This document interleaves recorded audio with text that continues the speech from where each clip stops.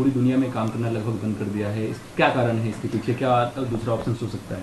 आज अभी कहना बहुत मुश्किल है क्या हुआ है, लेकिन ये बात स्पष्ट है कि कंप्यूटर्स चलने बंद हो गए हैं। उनको जब लॉगिन करते हैं तब दिक्कत आती है। बहुत सारे कंप्यूटर्स में ब्लू डेथ स्क्रीन नज़र आ रही है और इसका सीधा तात्पर्य ये हुआ है कि कंप्यूटर ऑपरेशंस ठप हो गए हैं। लगभग हर मानवीय एक्टिविटी कहीं ना कहीं भारतवर्ष में, पूरी दुनिया भर में इम्पैक्ट हो रही है। एयरलाइंस की उड़ानें बंद हो गई हैं, रद्द हो गई हैं क्योंकि सिस्टम्स काम नहीं कर रहे हैं। हॉस्पिटल्स की क्रिटिकल इंफॉर्मेशन इंफ्रास्ट्रक्चर भी इम्पैक्ट हो गया है। लोगों को क्रिटिकल हेल्थ केयर मिलने में दिक्कत हो रही है।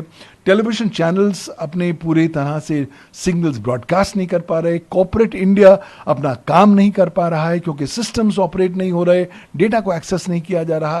तो चारों ओर मैं देख रहा हूं कि इस तरह के एपिसोड से एक प्रभाव नजर आता है। भारत को कैसे प्रभावित कर रहा है?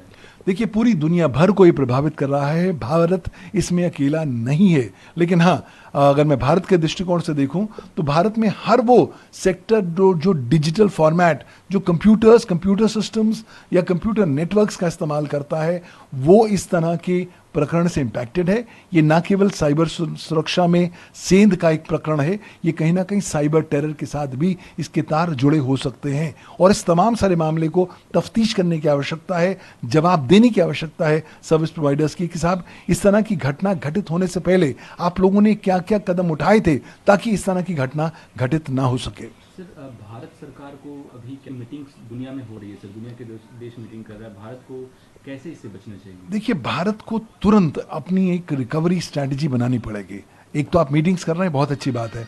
आप इन्वेस्टिगेशंस ऑर्डर करिए ताकि इन्वेस्टिगेशंस हो जाएं कि क्यों हुआ है। तीसरी बात, जवाबदारी मांगिए आप सर्विस प्रोवाइडर से कि साहब ऐसा क्यों हुआ, क्योंकि इस इतने बड़े पैमाने पर इस तरह की साइबर घटना दुनिया भर में नहीं हो रखी, भारत में तो खैर हुई ही नहीं है। साथ ही साथ मुझे लगता है केंद्रीय सरकार जितनी जल्दी अब रूल्स और रेगुलेशंस लेकर आएगी, धारा 87 रेड विद धारा 79 भारत के सूचना प्रौद्योगिकी कानून में, उतना अच्छा होगा। आवश्यकता है केंद्रीय सरकार जितने डिजिटल यूजर्स हैं उनके कॉन्फिडेंस को बरकरार रखने के लिए उन्हें संबोधित करे और बताए कि साहब, अब इस तरह की घटना घटित हुई है, आप कृपया ये कदम उठाइए ताकि आपको कम से कम नुकसान हो सके, आपके डेटा को कम से कम नुकसान हो सके। और आने वाले समय में न केवल भारत को आवश्यकता है कि आप एक समर्पित कानून लेकर आएं जो साइबर सुरक्षा के प्रति समर्पित हो, बल्कि साथ ही साथ कहीं ना कहीं लोगों में ज्यादा जागरूकता फैलानी अत्यंत आवश्यकता हो गई है। लोग अब ये ना समझें कि साहब हम साइबर सुरक्षा पर लिप सर्विस देंगे तो काम चल जाएगा।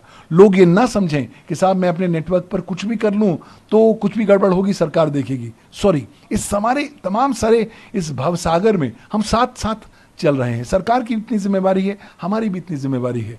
केंद्रीय सरकार बहुत काम कर रही है, लेकिन उपभोक्ताओं को भी साइबर सुरक्षा को जीवन जीने की शैली के स्वरूप में अडॉप्ट करना पड़ेगा।